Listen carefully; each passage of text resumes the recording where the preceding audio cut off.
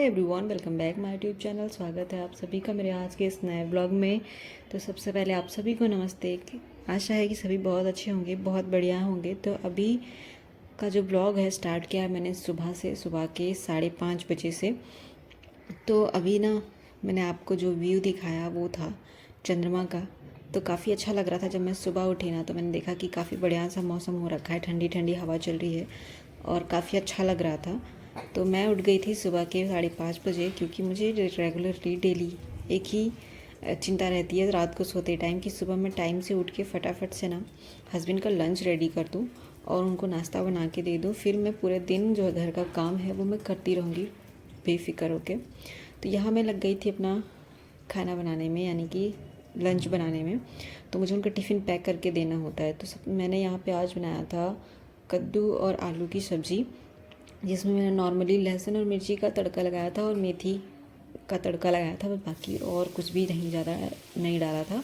प्याज वगैरह नहीं लगाती हूँ मैं, मतलब कभी तो ऐसा होता है कि जब मैं प्याज का भी तड़का लगा देती हूँ, और नहीं तो फिर मैं सिंपल ऐसे लहसुन और मिर्ची का ही तड़का लगाती हूँ। मुझे अच्छा लगता है और मेरे घर में भी सभी को अच्छा लगता है। तो बस यहाँ पे मैंने कद्दू का सब्ज़ी बनाना था और पूरियाँ बनानी थी, क्योंकि कद्दू की सब्ज़ी के साथ ना पूरियाँ काफ़ी अच्छी लगती हैं खाने में भी, और देखने में भी बहुत ही अच्छा लगता है, और बनाना भी रोटी से ज़्यादा इजी है, मुझे लगता है ऐसा। तो इजी इसलिए है क्योंकि फटाफट से बन जाता है, ज़्यादा टाइम नहीं लगता। तो बस आज मैंने यही बनाने का डिसाइड किया था। तो कद्दू जो है रात को हस्बैंड लेके आए थे, थोड़ा ज़्यादा ही लेके आ गए थे, तो मैंने थोड़ा सा ना कट कर लिया था, मतलब आधा किलो लेके आए थे तो 250 ग्राम मैंने कट कर लिया था, और बाकी का जो था मैंने रख दिया था। तो यहाँ पे मैंने पूरियाँ बनाना भी स्टार्ट कर दिया था। तो सबसे पहले ना मैं सारी की सारी लोइयाँ बना लेती थी, क्योंकि मुझे ज़्यादा तो बनाना नहीं होता, हम 2 ही लोग रह रहे हैं इस टाइम घर पे, तो ज़्यादा बनाना ही नहीं रहता। फिर इसलिए मैंने सबसे पहले ना, जब तक सब्ज़ी बन रही थी तब तक जो है मैंने पूरियाँ बना ली, आटा लगा लिया था। उसके बाद मैंने पूरियाँ बनाना स्टार्ट कर दिया था।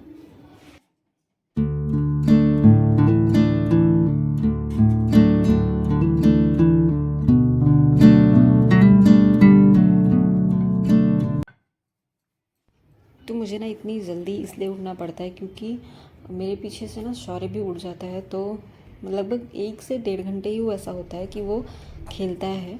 तो शुक्ला जी उसको संभाल के रखते हैं जब तक मैं जो है खाना बनाती हूँ।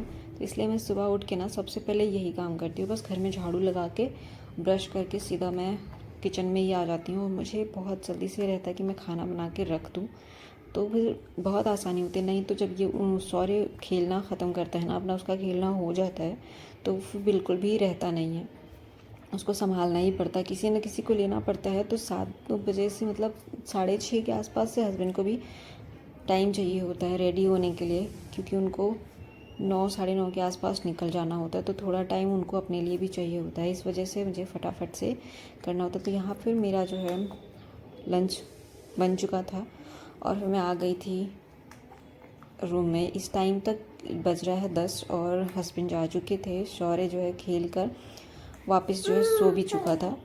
तो बस मैं अपने काम में लग गई थी, और मेरे जो भी काम होते हैं ना उसके सोने के बाद ही होते हैं, क्योंकि जब तक वो जगता रहता है अकेले बिल्कुल भी नहीं रहना चाहता। वो खेलता लेट के ही है ज़्यादातर, पर उसके पास ना रहना चाहिए, कोई ना कोई उसके पास रहना चाहिए, तभी वो खेलता है, नहीं तो फिर रोना शुरू कर देता है। इस वजह से जब वो सो जाता है तभी मेरे काम जो है शुरू हो पाते हैं। तो मैं आ गई थी बेडरूम में, सारी चीज़ें मैंने हटा के, और उसके बाद चादर को ऐसे ही झाड़ना स्टार्ट करते थे, क्योंकि अभी मैंने कल ही जो है चादर चेंज की थी, बेडशीट हटा के दूसरा ये वाला डाला था। तो फिर यहाँ पे मैंने ज़्यादा कुछ तामझाम किया नहीं, फिर से वापस हटा के नहीं रहा, जो भी इधर उधर से खिसक गया था वो सब मैंने बिल्कुल सही कर दिया। और सिराने के पास ना मुझे बहुत धूल दिख रही थी, तो बस मैंने उसको इसी कपड़े से पोंछ दिया, जो कि मेरा ही दुपट्टा है और गंदा हो रखा था। तो मैंने इसी से ना साफ़ कर लिया, कुछ और कपड़े ढूंढने के लिए मैं गई ही नहीं।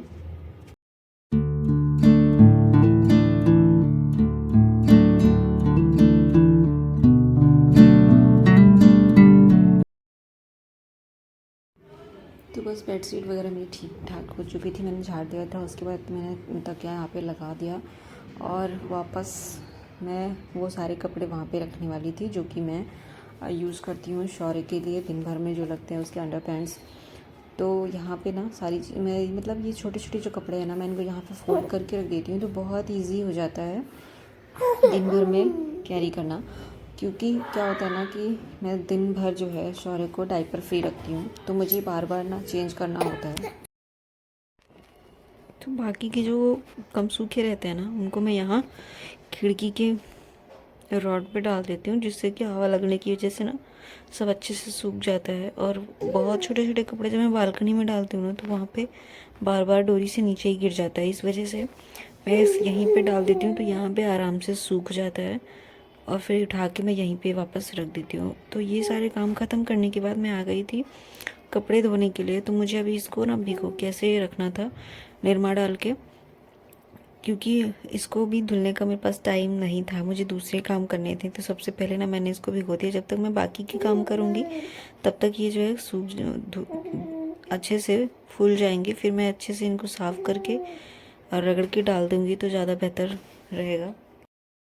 इस तरह से ना कपड़े धोने में काफ़ी ज़्यादा आसानी हो जाती है, क्योंकि कपड़े जो है पहले से ही जो उसमें गंदगी रहती है वो निकल चुका रहता है। और थोड़ा बहुत जहाँ पर ज़्यादा गंदगी रहती है ना, वहाँ पे साबुन लगा के रगड़ देने से ना काफ़ी अच्छे से कपड़े साफ भी हो जाते हैं और मेहनत भी कम लगती है। इस वजह से मैं ऐसा ही हमेशा करती हूँ। पर जब थोड़े बहुत एक दो कपड़े ही रहते हैं ना, तो फिर मैं ऐसे नहीं, बस सीधा साबुन से ही धो के फिर डाल देती हूँ। लेकिन अभी जब कपड़े ज़्यादा होते हैं तो मैं इनको पहले भिगो के रखती हूँ, उसके बाद में साबुन से थोड़ा बहुत साबुन लगाना पड़ता है।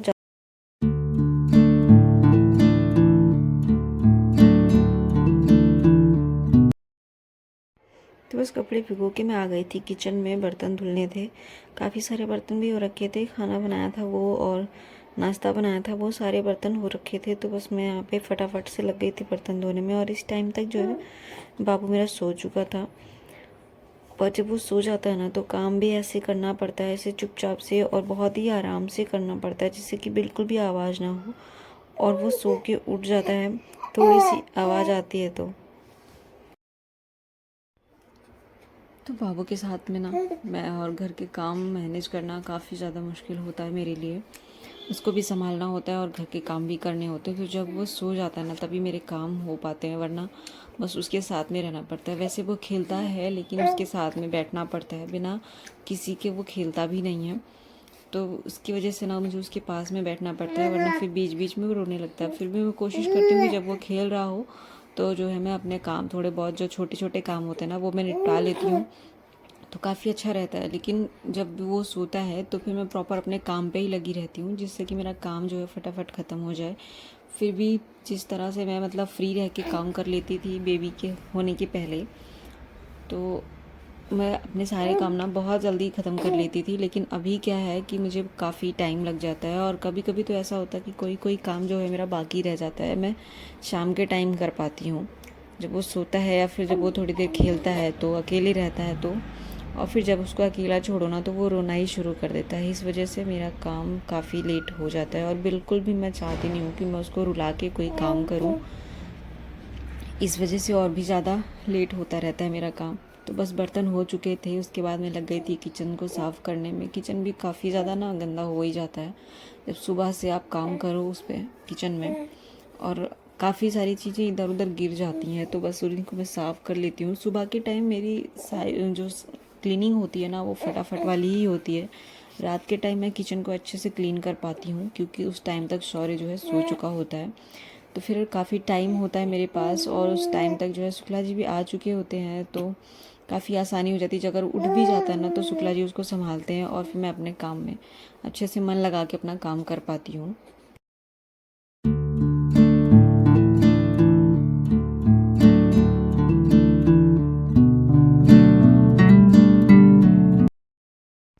तो गैस का जो फ्रेम है ना, वो भी मुझे धुलना पड़ा, क्योंकि उस पर सुबह सुबह जो है दूध गिर गया था दूध उबालते टाइम।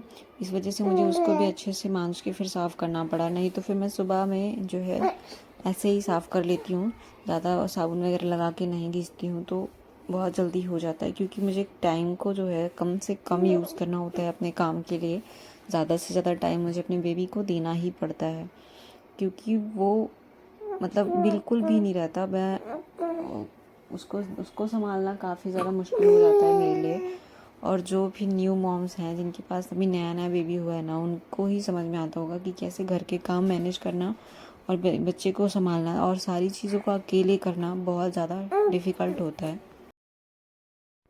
और तो वो सोने के लिए भी ना 10 मिनट या फिर 15 मिनट ही सोता है, बार बार सोता है थोड़ी थोड़ी देर बाद, 1-2 घंटे बाद, पर थोड़ी थोड़ी देर के लिए ही सोता है, जैसे कि 10 मिनट या फिर 15 मिनट, बहुत ज़्यादा आधे घंटे, उससे ज़्यादा वो एक बार में दिन में बिल्कुल भी नहीं सोता लगातार।